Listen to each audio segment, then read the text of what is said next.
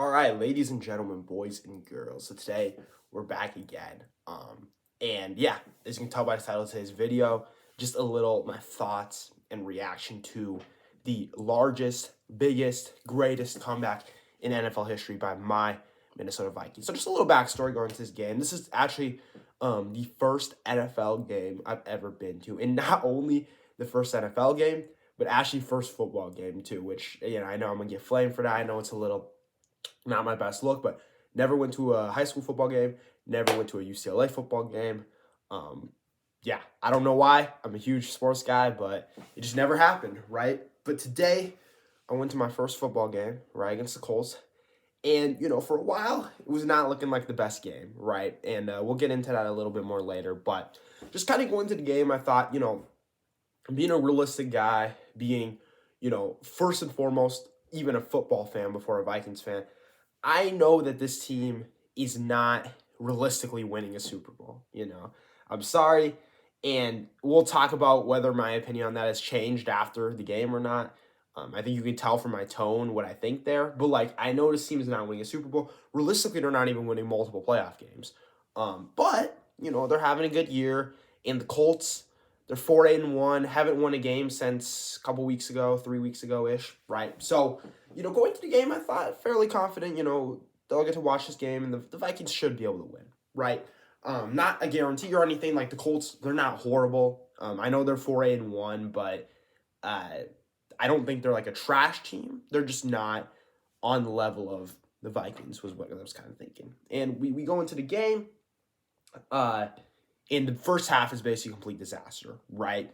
You have special teams, first of all, giving up a big return to start the game. And then second of all, you have them getting a punt block, which is just like things that are just a little bit uncharacteristic of this year's team, right? When we've seen the special teams issues this year, it's primarily been Greg Joseph, right? Like Ryan Wright has been very good. In general, it seems like it's been okay. Kenny Nwanu just had a kickoff return touchdown against the Patriots, right? But in this game, wasn't there, at least at the beginning. Defense looked like the same problems as usual. Now, admittedly, this game, this is one of the first times that you end the first half and you're going, at least from my perspective, I'm like, maybe even the defense is less to blame than the offense. Because, and we'll talk about it a bit, but you look at the defense, they gave up really only 22 points the whole game, which isn't a lot, albeit it's the Colts, missing probably their best player on offense in Jonathan Taylor, who was injured at the beginning of the game and just never came back. You have 37-year-old Matt Ryan, couple backup running backs, and, Michael Pittman Jr., who else? Like Alec Pierce, Paris Campbell. It's just not the best offense, right? And so it's a mixture of things. I feel like the Vikings defense did not play well in the first half, but they weren't horrible. They had a couple bad drives, like specifically the one where the Colts went up 17-0. That one after the Dalvin Cook fumble. So Colts had decent field position, but still letting them go 65 yards on the field with ease. It was with ease. Not the best look, right? And after that, I felt like the defense played a lot better. The Vikings gave them really good field position twice with the going for it and fake punt. We'll talk about those later, right? And then Kirk threw a pick six. We'll also talk about that in a little bit. And we end up going down to half 33-0, right? So defense, it was just like, schematically, once again, like Ed Donatel, I know a lot of Vikings fans have referred to him by numerous names, Donna Fraud, Donatel the terrorist, whatever it may be, right? But, it's clear that this off coverage, and I've actually kind of been getting more and more into football and researching, how does off coverage form, what is kind of, what is the reason behind running it? And basically the main reason was that in the years when, Josh Allen and more specifically Patrick Mahomes were kind of dominating the NFL through a high attack, passing offense, this defense, Vic Fangio, well-known defensive coordinator for many teams, former head coach of the Broncos, came up with kind of this scheme to take away everything like deep, stuff like that, and lock in on forcing quarterbacks to take what's given, the underthrows, right? And it took a long time for Mahomes and Allen to adapt to that. That's why you saw Mahomes, there was a stretch of time where people were saying, oh, did people figure him out and all that? But the thing that, defense coordinators have to realize is there's 30 other starting quarterbacks in the league. And most of them, like guys like Jared Goff, guys like Dak Prescott, they're going to be, more methodical passers are going to be able to kind of tear it up. So Donatello had really frustrated me. And the thing is, this defense, it's not like they have a great roster on defense, but look at it. Harrison Smith, former All-Pro. Eric Kendricks, former All-Pro, right? Or at least former Pro Bowler. I can't guarantee he's a former All-Pro. Danielle Hunter, former Pro Bowler. Zadarius Smith, former Pro Bowler. Patrick Peterson, future Hall of Famer, right? Like, the list goes on. And none of these guys are completely washed up, So the personnel, the star power is there. And even besides them, it's not like Cameron Dantzler's a bum. It's not like Harrison Phillips or Dalvin Tomlinson are bad players. The personnel on the defense is there, right, to be at least an average to above average unit. It's just scheme-wise and maybe, me overrating the players somewhat as a Vikings fan, something has not worked out, right? Who knows what it is, but something has not worked out. So we're sitting here and it's like, constantly getting gashed on defense this last 5 weeks. What has it been? Worst defense in the league, worst passing defense in the league at least.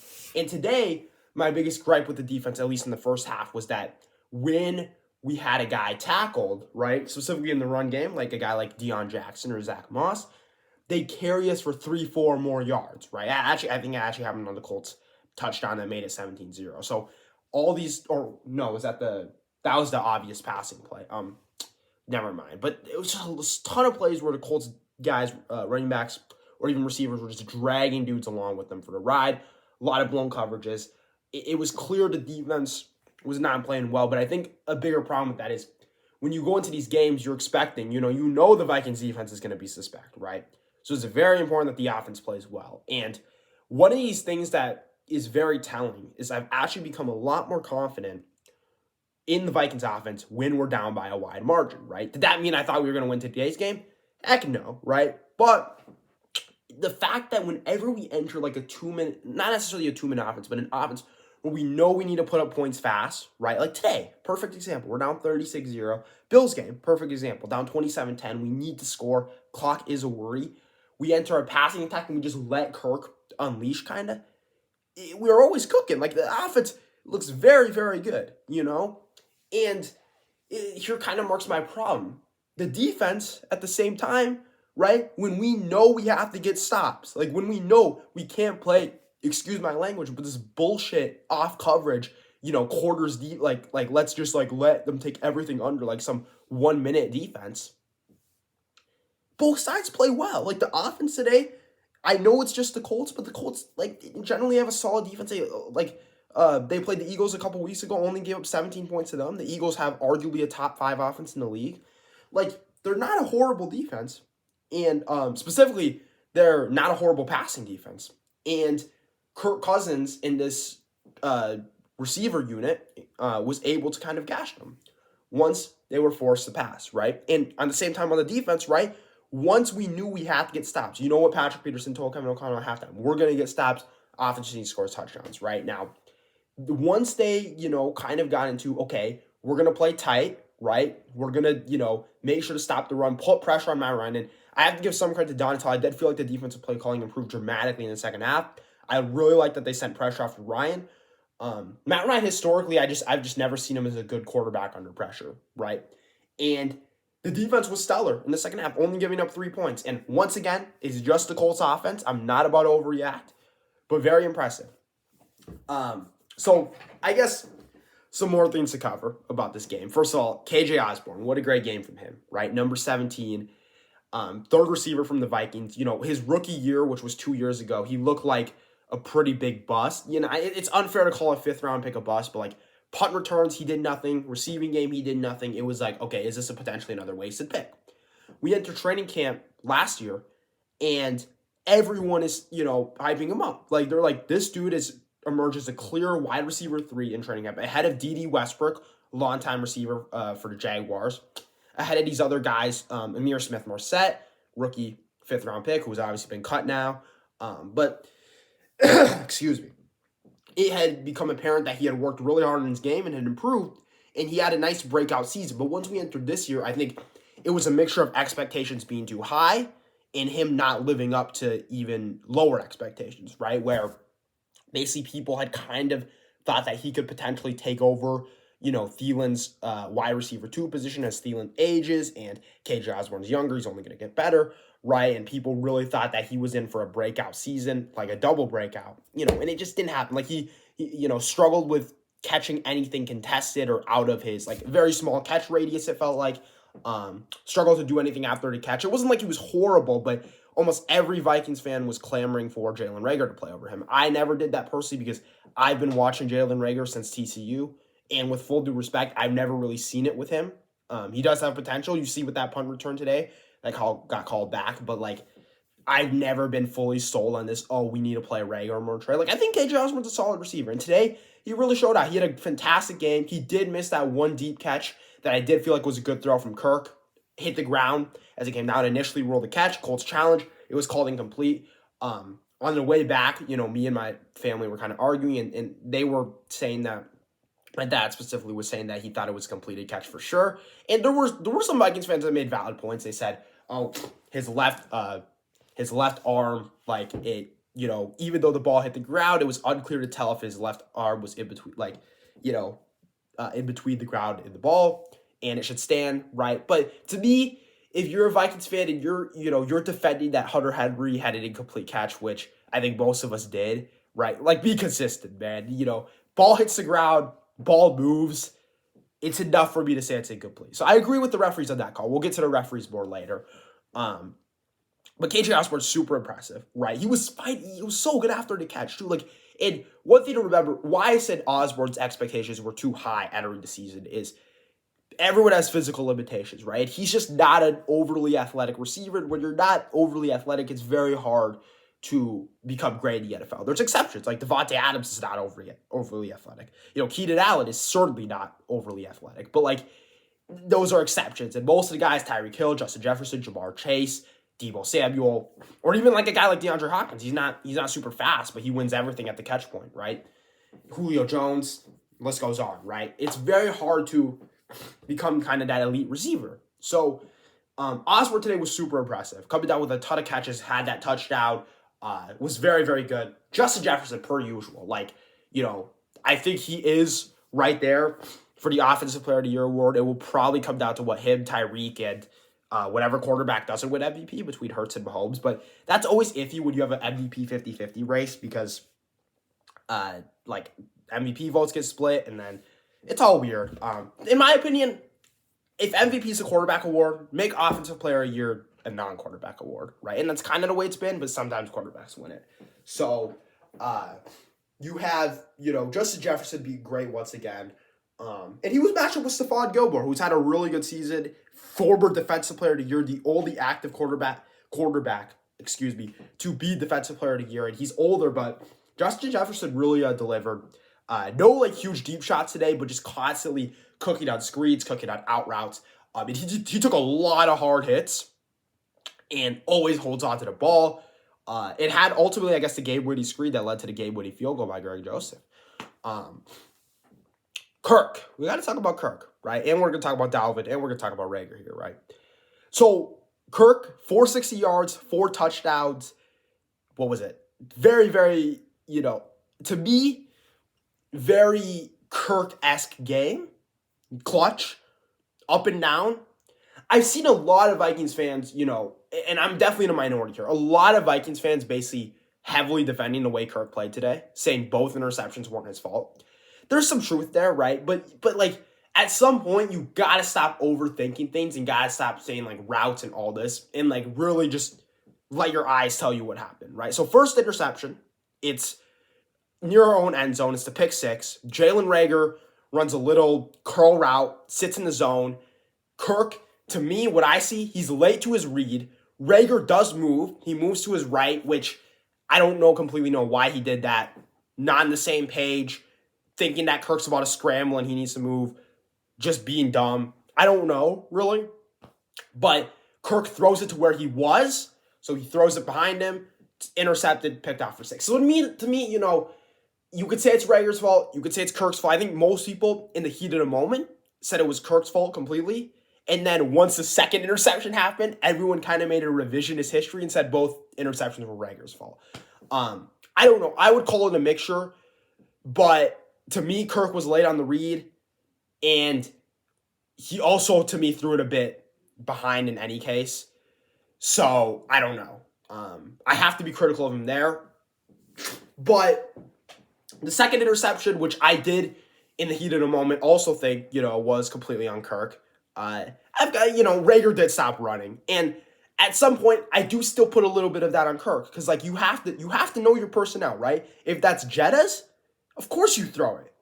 But I don't know if you could trust Jalen Rager in a situation like that. When have we seen him come? There was a safety there over the top, and Cousins threw it right to him. But even if Rager beats into that spot, how often are you trusting Rager to make a contested catch? Or are you sure that he's even getting there before the safety? It was unclear to me from the tape. I still think, I'm not absolving him of blame for that. But, Jalen Rager obviously deserves a lot of blame as well. I don't know, interesting plays. Dalvin Cook. So frustrating, yet good at the same time. And I've been kind of in between on Dalvin. And there was a while where I said he was clearly the second best back in the league, behind Derrick Henry, in my eyes, right?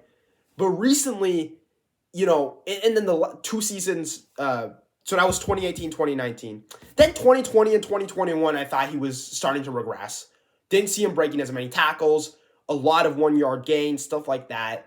And he kind of fell back into he's probably top 5, top 7-ish. And then this season, I've kind of felt the same way. And a lot of Vikings fans have been pointing out this huge regression from him. And I'm like, this is basically the same player from the last 2 years. And to me, if anything, he's been better. But what you need to know about Dalvin is he can't hold on to the football consistently. 2 back-to-back weeks with fumbles. He's always fumbling, I'm sorry. And second of all, short yardage situations, 4th and 1, 3rd and 1, 4th and inches. Super unreliable. I'm never giving it to him up the middle in one of those situations, right? You saw it today on that earliest 4th and 1 go for it from O'Connell, the fullback dive, whatever. He was lined up at fullback and they handed off to him. It just, I don't know what it is. He never gets it, Mix of blocking, mix of lack of, upper body strength. I don't know what to say, but he never gets it. At the same time, he's so elusive. He's such a good, shifty cutting back. That screen pass he took for a game, the 65-yarder, not a lot of backs in the league can do that. It reminded me a lot of 2020 Week 5 against the Green Bay Packers. For those of you who have great memory, he took a screen to the house, 50 yards, broke 4 tackles. This wasn't quite as impressive maybe because it was just great blocking and great scheme. But he did break a lot of tackles near the end, and he tied up. He ultimately led to tying up the game after the 2-point conversion to Thielen. Kevin O'Connell, right? Got to talk about him. Coaching. Obviously, many questionable decisions last week. And this week, it wasn't off to a good start, To me, going for it on that first 4th and 1, down 17, correct call. I know a lot of people were saying, you got to punt that in your own territory. No. To me, that game was getting out of hand. It was just an issue of play call. Why are you, like I just said, Dalvin Cook not getting those short yardage situations. The second call, the fake punt, cannot defend that. I've seen some people, the Go House NFL, person I respect a lot, call it the worst call in NFL history. I don't know if I agree with that, but to me, just go for it there. And someone made a good point. Why would you have Ryan Wright throw a 20-yard pass instead of having Kirk Cousins throw a 1-yard one?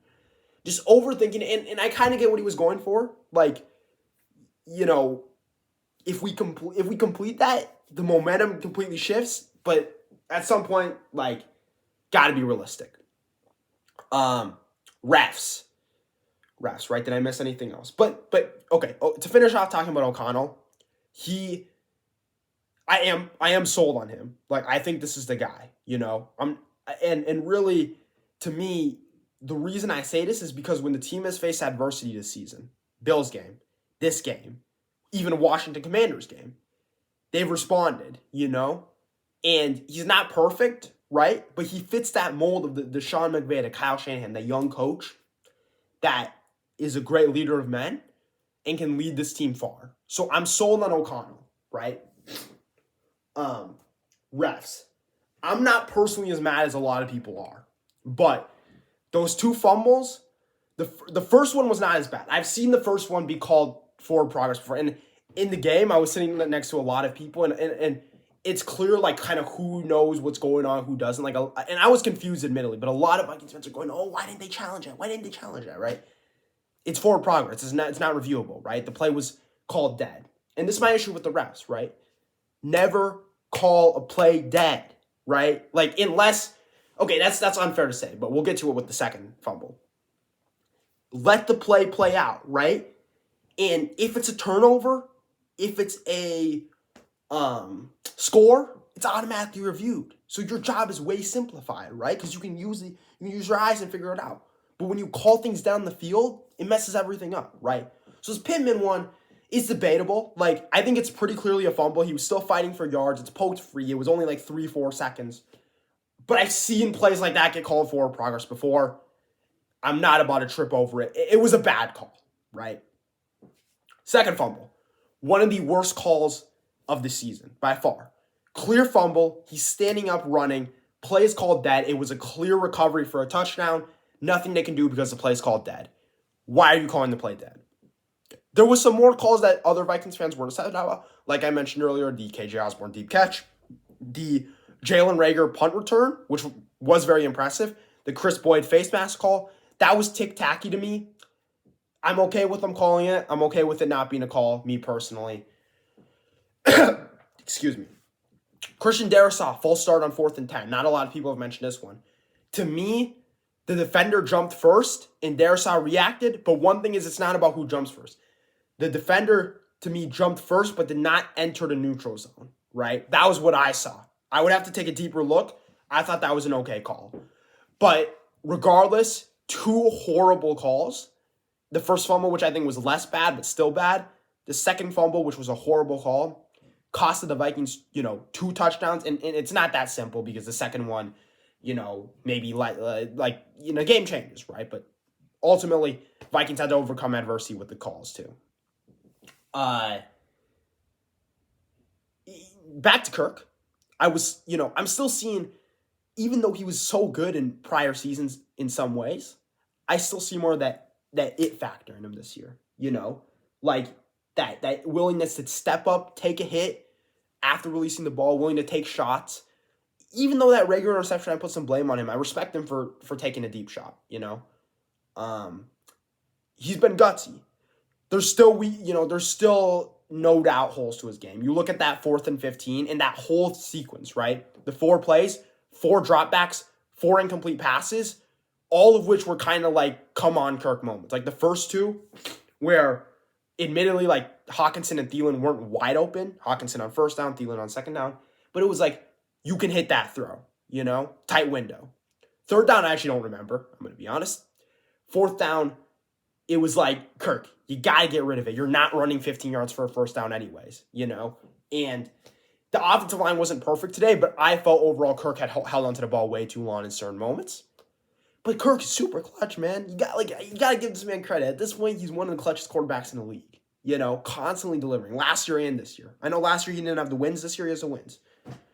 I think I covered most of the game.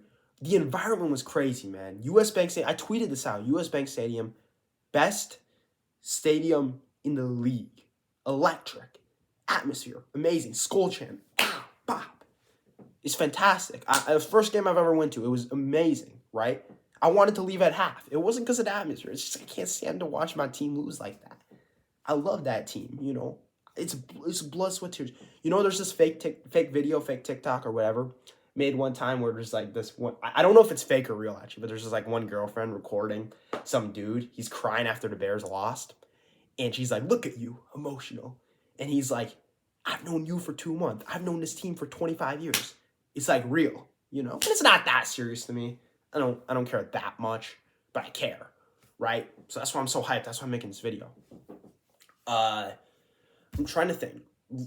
Last thing I guess I was going to talk about was, it's been a really long video. I mean, shout out to you for sticking around till now. I mean, this type of, last thing I was going to say was, does this change my outlook on the Vikings, right? So I have admittedly flip-flopped a little bit, but I feel like it's not completely my fault. I feel like I was kind of pressured into flip-flopping. Like, as a Vikings fan, I got to hype them up some more.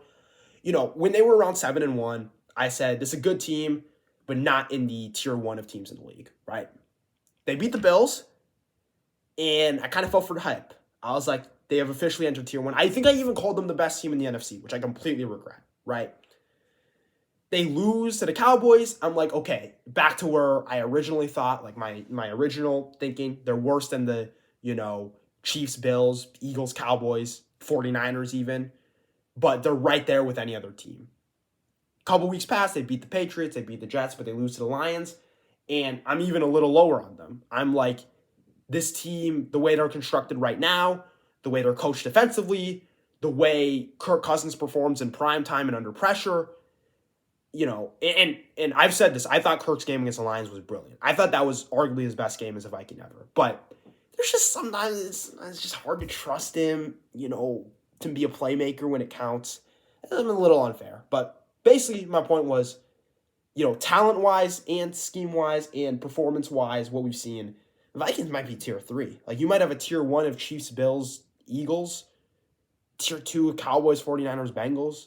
The Vikings are in tier 3 with, I don't even know who you want to put in there, But now, once again, I don't think this team can win a Super Bowl. I'll stand on that. Like, the reality is you had to come back 33 points down against the Indianapolis Colts, which, like I said, I don't think they suck, but they're definitely not good. So you had to come back 33 points down against them, right? I can't ignore that. It's like the Bills game. I said, it was a crazy comeback, but so much had, you had so much had to go right. So, it's respect for the comeback, but it's like, what happened to get you there in the first place, How do I know this isn't going to, how do I know if the Chiefs play, you guys, isn't going to be 45-0 at halftime? You don't even have a chance to make a comeback. So there's that.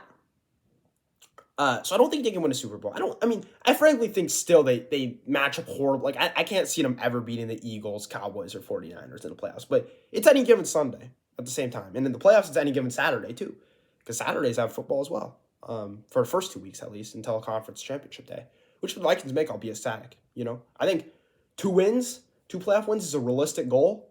And it's one that people should be satisfied with if that's how the season. And it sucks for me to say this because I don't want us to be satisfied with mediocrity. You should always be shooting for the highest level, right? In life, in anything. It's like you're chasing a girl. Don't go for the girl you think is mid. Go for the one who's go for the highest, right? But it's unrealistic in a sense to say they can win a Super Bowl. It's even hard to imagine a team winning 2 playoff games if they're at home for both. With the crowd going crazy, with the skull chants. Maybe if they get good matchups, maybe if they play Commanders who they've beat before, and then if you're the 2 seed, if you're a 2 seed or the 3 seed, you're probably playing the 49ers. If you're a 3 seed for sure, if you're the 2 seed, most likely if they win round 1, you're probably playing the 49ers in round 2. It's a winnable game. It's pretty unlikely, like I just said, but it could happen. You go on a miracle run, beat the Eagles, Chiefs. Crazier things have happened, I guess. Crazier things happened today. But I don't see it. I'd put this team prediction on 1 playoff win right now. And I don't think that can change within the regular season. I think I have to see something drastic. I think most likely the thing that could change my mind on that actually is seeing the 49ers or Cowboys or Eagles just completely 2 out of 3 of those teams completely start sucking. There was a little bit where I was hesitant on the Eagles, when they had that very close win against the Colts, which by the way, I should mention, the Eagles barely beat the Colts. Vikings did too, but hey, we had a 33-point comeback at least. Biggest win in NFL history. I've been struggling with words right now. I've been talking fast sometimes. So yeah, I don't know. That's my thoughts. Let me know how you felt watching this game. It was a very special experience that I'm grateful for watching in person. But how's TV? How's the TV? And let me know your thoughts on how the Vikings season will go from here. Hey, until next time, peace.